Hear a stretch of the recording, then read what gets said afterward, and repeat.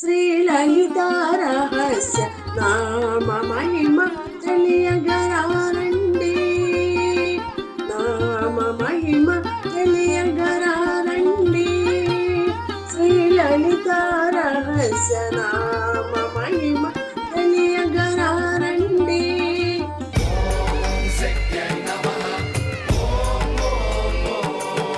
Telugu capital భక్తి టీవీకి స్వాగతం సుస్వాగతం. నేను శ్రీలక్ష్మి.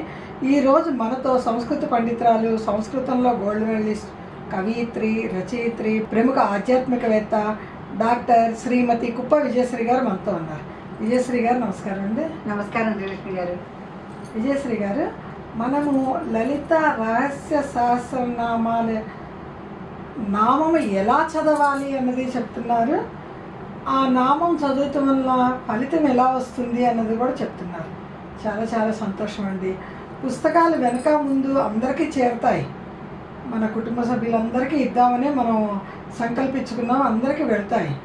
వెళ్ళేలోపు వాళ్ళకి కనీసం ఒక అయ్యో పుస్తకం ఎప్పుడు వస్తుంది అని ఇబ్బంది పడకుండా ఉండాలని నామాలు కూడా వివరిస్తున్నారు. అంటే పుస్తకం అందే లోపల వాళ్ళకి ఊరటగా కొంచెం మనం నామాలు కూడా అందిస్తుంటే ఈ లోపల వాళ్ళకున్న సమస్యలకి మనం చెప్పే నామాలు కొన్ని వాళ్ళకి సహాయం చేయొచ్చు. ఆ రకంగా మనం నామాలు కూడా వివరణ చేస్తాం. ఆ నామాల వివరణలో భాగంగా ఈ రోజు మాకు ఏ నామం వివరిస్తారు? ఈ రోజండి శ్రీలక్ష్మి గారు మనకి అంటే మనం ప్రస్తుతం అమ్మవారు బండాసురుని వధించడానికి చేసే యుద్ధ వర్ణనలో ఉన్నాం మనం ఇంకా. సో ఆ యుద్ధ వర్ణనలో అమ్మవారు ఒక్కొక్కళ్ళని ఎలా పంపిస్తున్నది, ఆ పంపించిన వాళ్ళు ఎంత నైపుణ్యంగా యుద్ధం చేస్తున్నారు, ఆ నామాల్లో ఉన్నాం మనం. అమ్మవారికి కూడా శత్రువులు తప్పరనమాట. తప్పరండి. అంటే వాళ్ళు అమ్మవారికి శత్రువులు కాదండి, దేవతలకి శత్రువులు. దేవతలు వచ్చి అమ్మవారిని వేడుకుంటారు మమ్మల్ని రక్షించమని. ఇప్పుడు ఋషులు దేవతలు ఉంటారు కదా, వాళ్ళకి అమ్మవారికి ఉన్నంత శక్తి ఉంటుంది కదా, వాళ్ళు ఈ అసుర శక్తిని వాళ్ళు ఎదుర్కోలేరు. అసుర శక్తికి బలం ఎక్కువ కదా, అందుకని ఋషులు కానీ. అవునండి, యజ్ఞాలు యాగాలు చేస్తున్నప్పుడు ఆయా యజ్ఞ యాగాల్లో అన్ని రక్తం పోయటం అలా మనకి రామాయణం నుంచి ఉన్నాయి కదా. అలాగే దేవతలనేమో వాళ్ళ పదవులు ఊడగొట్టేస్తారు. ఇంద్రుడి పదవిని ఊడగట్టేసి ఆ నందనవనంతా స్వాధీనం చేసుకోవటం, ఇలా రంభ లాంటి అప్సరసలందరినీ కూడా బాగా హింస పెట్టడం, ఇలా చేసేసరికి వీళ్ళందరూ వెళ్ళి అమ్మవారికి మొరపెట్టుకుంటే అమ్మవారు తన సైన్యంతో బండాసురుడిని సంహరించడానికి యుద్ధం చేస్తుంది అనమాట. అందుకని అంటే ఇప్పుడు చూడండి, ప్రజలకు వచ్చిన సమస్యలే ప్రభువులకి అంతే కదా. అలాగే అమ్మవారు తన పిల్లలకి ఏమి సమస్య వచ్చినా తన సమస్యగానే బాగా మంచి పిల్లల్ని దగ్గరికి తీసుకొని చెడ్డ పిల్లలకు బుద్ధి వచ్చేలా చేస్తుంది. ఆ రకంగా మరి దేవతలు ఋషులు అందరూ ఆవిడ పిల్లలే కదా, అందుకని పిల్లలకి కష్టాలు వస్తే మరి తల్లిగా తీర్చవలసింది. అందుకని ఆవిడ బండాసుడితో యుద్ధం ఎలా చేస్తుందో ఇప్పుడు మనకి వచనీయాది వాగ్దేవతలు అలా కళ్ళకి కట్టినట్టుగా చెప్తున్నారు అనమాట. ఇప్పుడు మనకండి మనకి 56వ నామం అంటే ఈ పుస్తకం ప్రకారం ఈ పుస్తకంలో మనం రచించిన ప్రకారం 56వ నామానికి వచ్చాము. ఆ నామంలో బండపుత్ర వధోద్యుక్త బాలా విక్రమ నందిత. బండపుత్ర వధోద్యుక్త బాలా విక్రమ నందిత అంటే బండపుత్రుడు అంటే బండాసురుడు రాక్షసుడు. అతని పుత్రులు కూడా కొంతమంది ఉన్నారు. అతని పుత్రులు 30 మంది ఉన్నారు. అమ్మ బాబోయ్.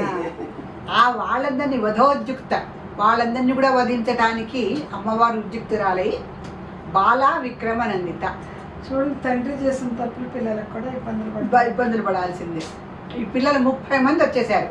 వచ్చేసరికి అమ్మవారు ఏం చేస్తుందంటే బాలా అని ఒక ఆడపిల్లని వెంటనే సృష్టించి, అంటే ఎప్పుడు మనము గణపతి కుమారస్వామి అనుకుంటాం, కానీ యుద్ధ సమయంలో అమ్మవారు ఒక కుమార్తెను కూడా సృష్టించింది. బాలా త్రిపుర సుందరి.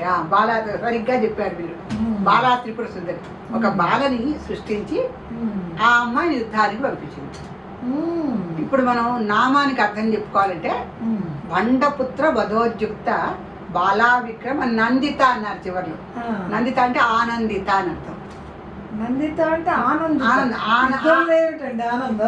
అంటే ఆ బాలని పంపించి ఆ అమ్మ యుద్ధం చేస్తుంటే ఆనందమేగా మరి తల్లికి. అది అంటే చక్కగా ఒక అమ్మాయిని సృష్టించి తన కుమార్తెకు ఆయుధాలన్నీ ఇచ్చి పంపించింది. పంపించేసరికి ఆ అమ్మాయి నైపుణ్యంతో చేస్తూ ఉంటే సంతోషమే కదా. మనం ట్రైనింగ్ ఇచ్చిన వాళ్ళు పర్ఫెక్ట్ గా చేస్తూనే మనకు సంతోషమే కదా. అలా అమ్మవారు కూడా తను సృష్టించిన బాల అనే ఆడపిల్ల చక్కగా నైపుణ్యంగా యుద్ధం చేస్తుంటే చాలా సంతోషించింది. అందుకని బండపుత్ర వధోద్యుక్త బాలా విక్రమ నందిత ఈ నామం. అంటే తను పంపించినటువంటి బాల అనే ఆడపిల్ల చక్కగా బండపుత్రుల్ని వధిస్తుంటే చూసి అమ్మవారు సంతోషించింది. ఇది నామానికి అర్థం. ఇప్పుడు అమ్మవారు ఎలా పంపించింది అంటే, ఎలా పంపించింది? అమ్మవారు అశ్వారూఢాతిష్ట అశ్వకోటి కోటి బిరావృత, మనకు ఆ నామం ఒకటి వచ్చింది. అశ్వాలని అధిరోహించినటువంటి సంపత్కరి అనే ఒక దేవతని ముందు ఆవిడ యుద్ధరంగంలో ప్రవేశం పెట్టింది.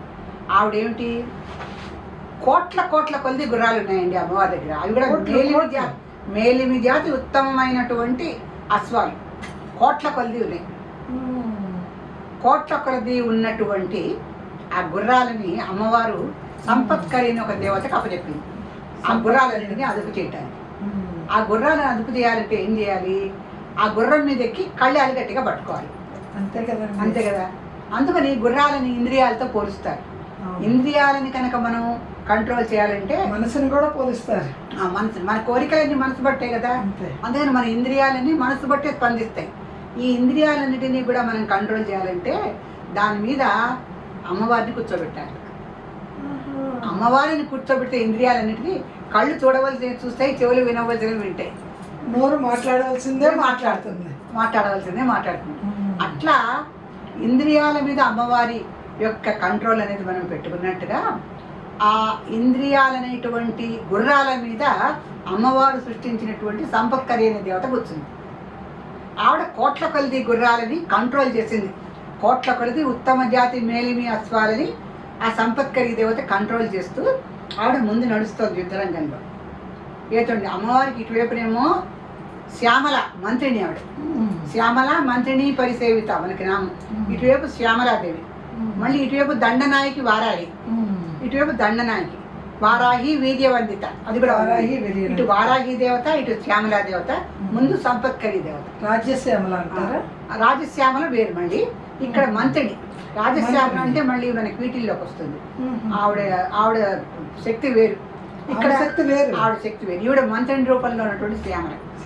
అయితే ఈ శ్యామల ఇటుపక్కన వారాహి, ఇటుపక్కన ముందు వైపు సంపత్కరి నడుస్తుంటే అమ్మవారు వెనకాల చక్కగా వీళ్ళందరినీ చూసి ఆశీర్వదిస్తూ సంతోషంగా ముందుకొచ్చింది.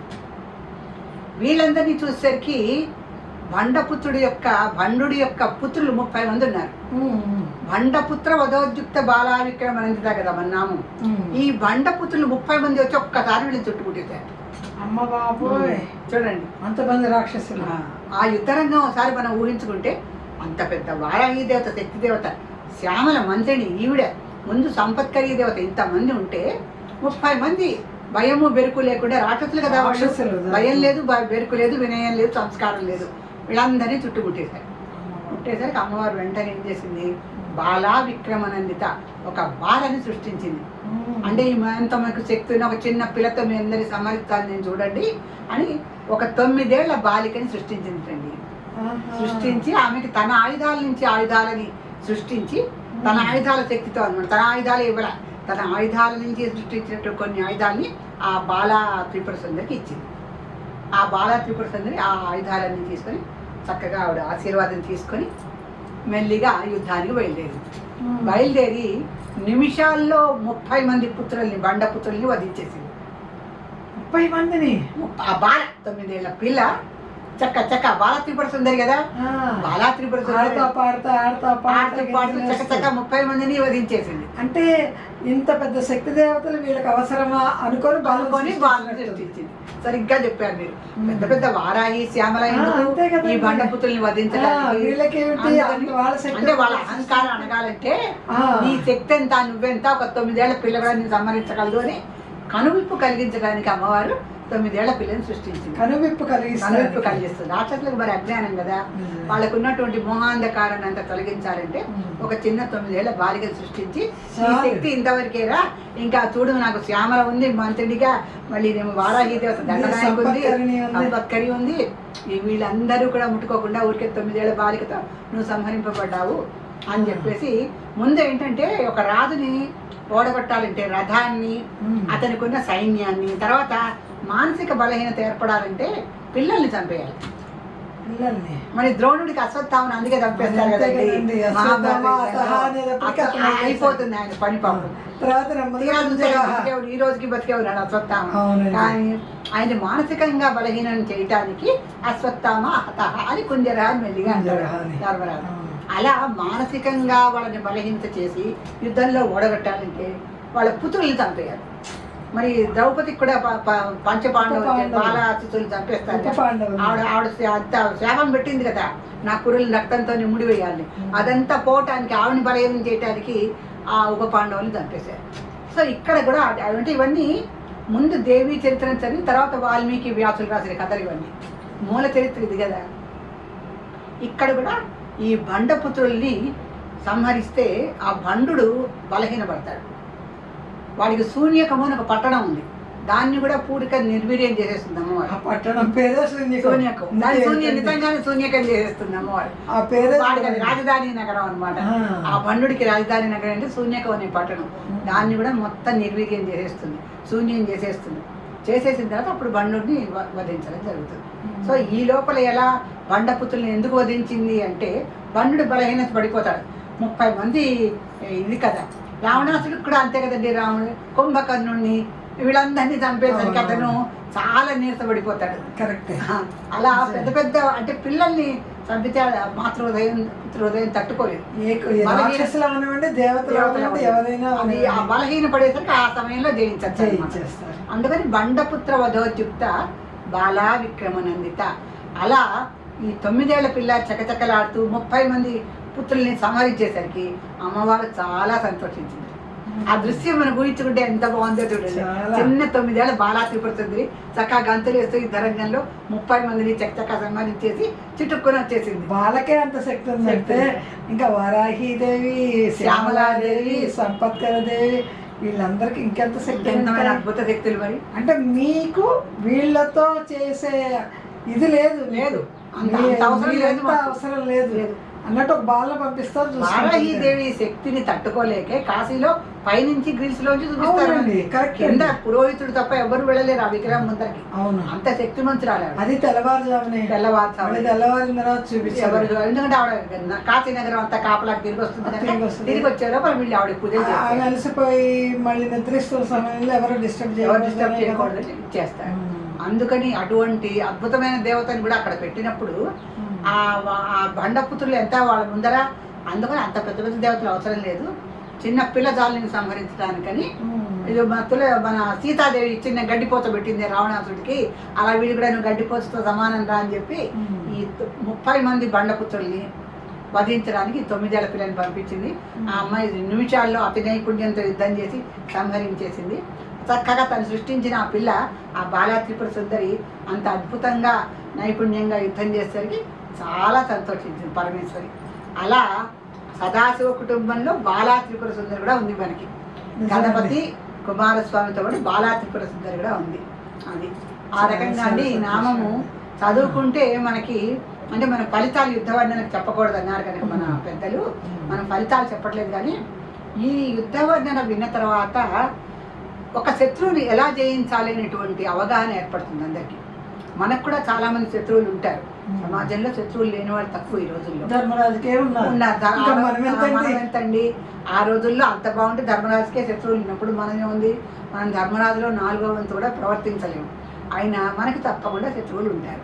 ఆ శత్రువుల్ని జయించడానికి ముందు శత్రువుని ఎలా బలహీనపరచాలి, ఏ రకంగా శత్రువుని ఎదుర్కోవాలి అనేటువంటి చిట్కాలు మనకి ఈ నామంలో తెలుస్తాయి అన్నమాట. అంటే మనకి స్ఫురిస్తాయి. ఆ నామం చదువుకుంటే స్ఫురిస్తుంది. మనకి ఏదైనా చికాకు కలిగించే వాళ్ళు, శత్రువులు, కనపడిన శత్రువులు ఉంటూ ఉంటారు కదండి.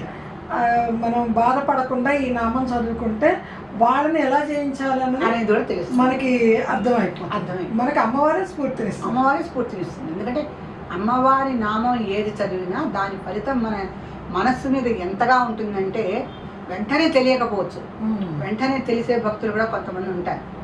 అది చదివినప్పుడు వాళ్ళకి సిద్ధులు ఉంటాయి కదండి, చర్మము ఇలా రోమాంచితం అవుతుందండి. కొంతమంది నామాలు చదువుతున్నప్పుడు చాలా గరిమా సిద్ధని, గరిమా సిద్ధని, ఈశ్వర్ సిద్ధి ఎన్ని ఉంటాయి కదండి. ఆ సిద్ధులు వాళ్ళకు ఉండొచ్చు. అందులో అలా విధంగా ఏమిటంటే రోమాంచితం అయిపోయి అమ్మవారి నామం అర్థం చేసుకున్న వాళ్ళకి వెంటనే ఆ సిద్ధి కూడా వాళ్ళకి లభించవచ్చు. కొంతమందికి ఏంటంటే నామాన్ని నామంగా తీసుకున్నప్పుడు నామం మాత్రమే అర్థమవుతుంది, కానీ నామంలో అంతర్వాహినిగా ఉన్నటువంటి మరొక అద్భుతమైన భావం ఉంటుంది. దాన్ని చదివినప్పుడు, దాన్ని తెలుసుకున్నప్పుడు వాళ్ళకి అమ్మవారంటే అవగాహన ఏర్పడుతుంది. అమ్మవారి యొక్క స్ఫూర్తి మీరన్నట్టు ఆవిడ ఏ రకంగా భావించింది ఆ విషయాన్ని అనే భావన మనకు కూడా బాగా అర్థమై మనం కూడా ఎంతో ఉత్తేజాన్ని పొందుతాం. సో ఈ నామాన్ని చదవటం వలన అందరికీ కూడా మంచి ఉత్సాహము, ఉత్తేజము కలుగుతాయి. శత్రువుల్ని ఎలా జయించాలనేటువంటి అవగాహన కూడా కలుగుతుంది. శ్రీమాత్రే నమః. శ్రీమాత్రే నమః. విజయశ్రీ గారు, ఈరోజు సదాశివ కుటుంబ సభ్యుల్లో ఎవరింటికి అమ్మవారి పుస్తక రూపంలో వెళ్తుందో తెలియజేస్తారా?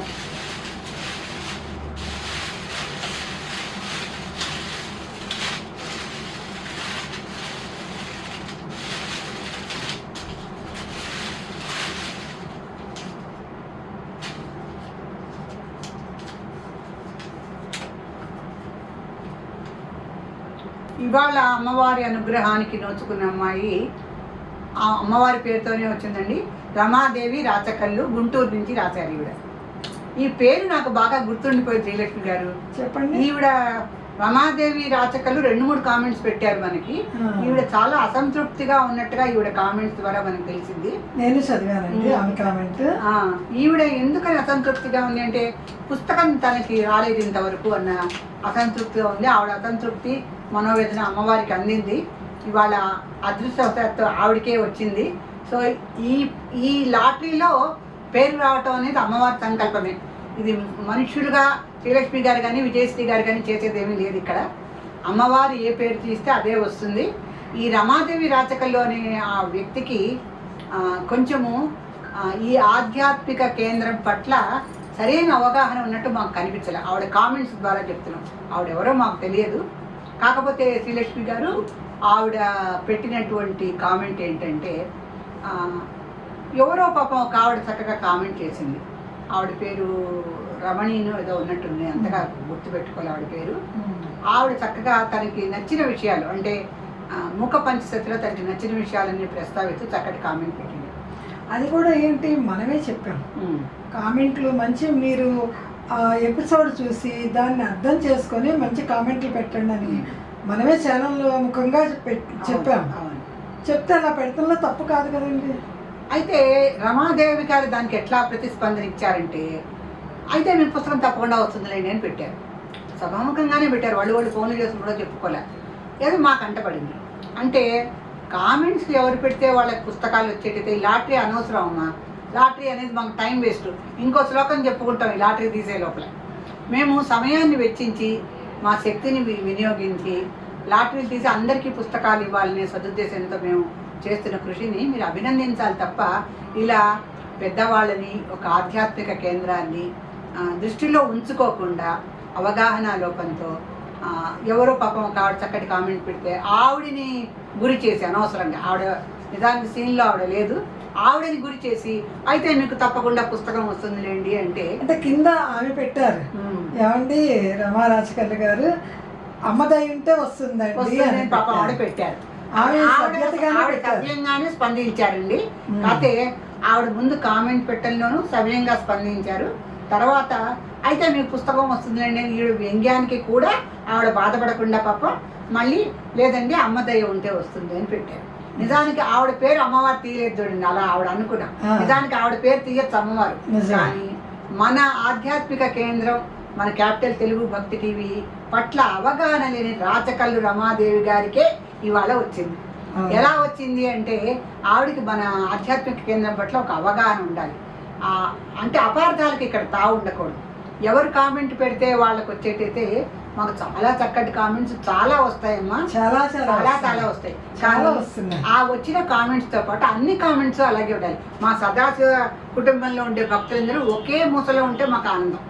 ఒకళ్ళేమో ఇలా వ్యంగ్యాలు మాట్లాడుతూ, ఒకళ్ళేమో శ్రీమాత్రే నమః పుస్తకం కావాలని అని రాయటం. ఒక ఆధ్యాత్మికంలో ఉన్నప్పుడు కొన్ని మనం సరి చేసుకోవాలండి. మన మనస్తత్వాన్ని కూడా సరి చేసుకోవాలి. భక్తులు అన్నప్పుడు ఇతర మతాలకి అలసైపోతుంది. తప్పకుండాను. మరి మనకి ఇబ్రహీం లాంటి వ్యక్తి ఏమో అంత గొప్పగా బీజాక్షరాలు పెట్టి రాస్తే మనలో మన వాళ్ళు చక్కగా రమాదేవిని పేరు పెట్టుకుంది అమ్మాయి, సంతోషం. అమ్మవారి పేరు పెట్టుకుని అమ్మాయి అలాగే ఆలోచిస్తే దాంట్లో ఉన్నప్పుడు కొన్ని రాకపోతే అసంతృప్తిగా ఉండకు చెప్పొచ్చు. ఏమండి నేను ఇన్నిసార్లు పెడుతున్నాను నాకు రాలేదని చెప్పొచ్చు కానీ ఇలా ఇంకొకళ్ళని టార్గెట్ చెప్పకూడదు, కించపరచకూడదు. అందుకని రమాదేవి గారు మీకు మేము మా ఛానల్ తరఫు నుంచి చెప్పేది ఏమిటంటే అమ్మవారి అనుగ్రహం మీకు ఉంది. మా ఛానల్ తరఫున మేము మరోసారి కొంచెం మేము చాలా బాధపడుతూనే చెప్తున్నామండి. మీరు ఎవరిని కించపరచద్దు, మీకు మీరు అనవసరంగా కించపరచుకోవద్దు. కరెక్ట్ అండి, మీరు కించపరచుకోకండి. మీరు ఒక ఆధ్యాత్మిక కేంద్రంలో సదాశివ కుటుంబంలో సభ్యులుగా ఉన్న ఉన్నత స్థాయిలో ఉన్నారు. ఆ ఉన్నతత్వాన్ని చక్కగా మీరు అలాగే మెయింటైన్ చేసుకోండి. ఇలా చిన్న చిన్న తగాదాలతో మిమ్మల్ని మీరు కించపరచుకోకండి. ఆధ్యాత్మిక కేంద్రంగా నడుస్తున్నటువంటి మన కుటుంబ సభ్యులను కూడా మీరు చిన్నపరచకండి. ఎందుకంటే చిన్నపోతారు పాపం వాళ్ళు అలా అడిగేసరికి. అయినా కూడా అమ్మాయి తట్టుకొని ఏం చెప్పిందంటే లేదురండి అమ్మవారి దయ ఉంటే నాకు వస్తుందని చెప్పింది. మీరు కూడా అమ్మ రమాదేవి అదే పందాలు ఆలోచించడం అలవాటు చేసుకోండి. ఏమండి యూట్యూబ్లో కొన్ని మనకి యూట్యూబ్ నిజంగా అమ్మవారి ఇచ్చిన వరవేనండి, ఉపయోగించుకునే వాళ్ళు అమ్మవారి సద్వినియోగం చేస్తారు. ఇన్ని వేల మందికి మన ఒక ప్రోగ్రామ్ రీచ్ అవుతుంది అంటే యూట్యూబ్ పుణ్యమే కదండి. అంతే కదండి. వాళ్ళు లైక్ చేయమంటున్నారు, కామెంట్లు పెట్టమంటున్నారు, షేర్ చేసుకోమని చెప్తున్నారు. మన కామెంట్లకు వాళ్ళే స్వయంగా ఏ ద్వారానో మరి ఎలానో కామెంట్లు రాసి మనల్ని సెలెక్ట్ చేసుకోమన్నారు. మన ప్రోగ్రామ్ నచ్చబట్టే కదా వాళ్ళు మీకు అమ్మవారి ఆశీస్సులు ఉంటాయని టైపులు చేసి మరి వస్తున్నాయండి కొన్ని కామెంట్ల కింద. దాన్ని టచ్ చేస్తే ఆ కామెంట్ దీంట్లోకి వెళ్ళిపోద్ది, మనం షేర్ చేస్తున్నాం అన్నట్టు. యూట్యూబే సహకరిస్తుంది మనకి. అలాంటిది మనుషులు ఇలా మాట్లాడతాము, అవి ఇంకో ఇతర మతస్థులకి మనం చోటు ఇచ్చినట్టే అవుద్ది కదా. అంతేనండి. నేను ఇప్పుడు రమాదేవి గారికి నేను చెప్తున్నది ఏంటంటే శ్రీలక్ష్మి గారు, ఈ అమ్మాయి వయసు ఎంతో మనకు తెలియదు కానీ చిన్నపిల్లలాగా ఆలోచించింది. అలా ఆలోచించకూడదమ్మా. మన కుటుంబ సభ్యుల్లో అన్న చిన్నపాటి గొడవలు ఉంటే మేమిద్దరం ఇక్కడ ఉన్నాం మీ సమస్యలన్నీ తీర్చడానికి. అమ్మ శ్రీలక్ష్మి గారు నా సమస్య ఇది అని ఆవిడకి చెప్పండి, లేకపోతే నాతో చెప్పండి. అమ్మ మీరు చెప్తున్నారు మాకు ఆనందమే కానీ పుస్తకం కూడా కావాలి అని చెప్పండి. అంటే నేను చెప్తున్న నామాలతో మీకు పూర్తి ఆనందం లభించదు, నాకు కూడా తెలుసు. పుస్తకం వస్తేనే మీరు శాంతి పడతారు, పూర్తిగా సంపూర్ణ. మనకి మరి సమయం ఇవ్వాలి కదండి. మనం ప్రతిరోజు ఒక బుక్ తీస్తామన్నాం, 1000 పుస్తకాలు ప్రింట్ చేయించామని చెప్పాం. ప్రతిరోజు నిత్యం 45 రూపాయలు పెట్టి స్టాంపులు కొని పుస్తకాల ఖర్చు భరిస్తున్నాము. పోస్ట్ ఆఫీసులకు వెళ్ళి వచ్చి ఇస్తున్నాము. అయినా కూడా వాళ్ళకి అసంతృప్తిగా ఉంటే ఇంతకన్నా ఇప్పుడు తపస్సులు చేస్తూ ఉంటారు మునులు. అమ్మవారి ప్రత్యక్షమాలని ఆ కమండలం అయ్యి సంకలో పెట్టుకొని వెళ్ళిపోతే ఎవరు నష్టపోయేది? అంతే కదండి.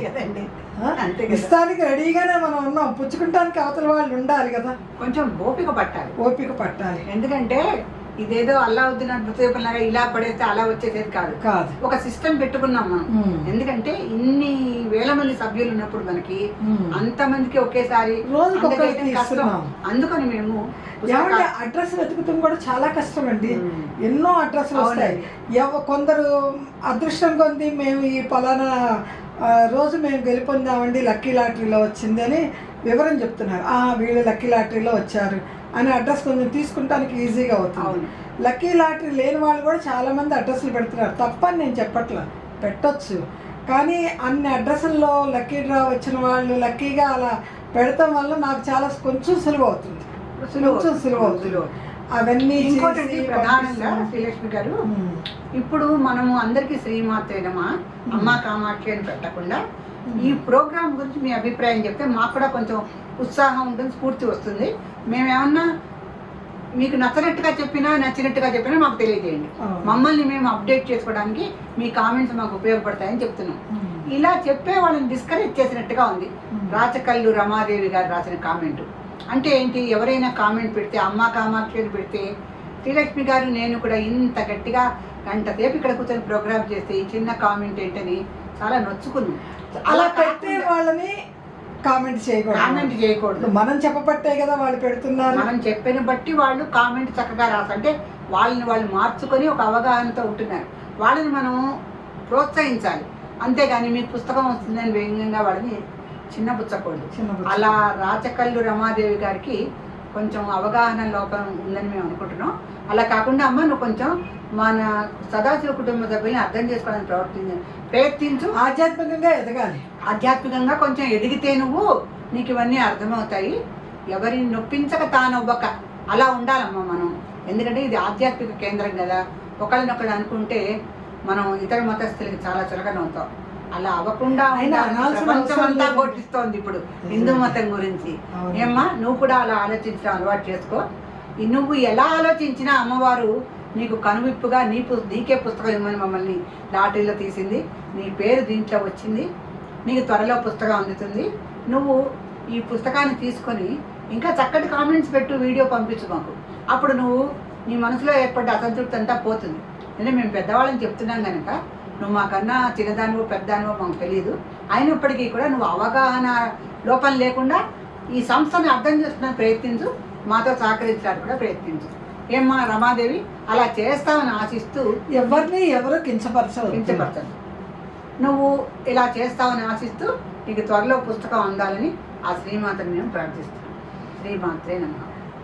రమాదేవి రాచకల్లు గారు, మీరు స్క్రీన్ పైన వచ్చే నెంబర్కి మీ పూర్తి చిరునామా, పిన్ కోడ్ నెంబర్ వ్రాయండి. తెలుగు క్యాపిటల్ భక్తి టీవీ మీకు త్వరలోనే పుస్తకం అందిస్తుంది. శ్రీమాత్రే నమః.